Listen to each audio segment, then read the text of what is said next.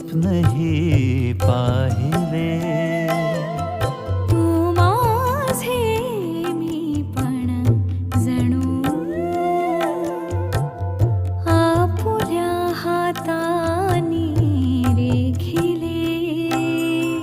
तुझियामुळे मी पूर्तता, तुझ वाचुनी मी आर्तता. माझ्या सवे आहेस तू, मजला पुरे ही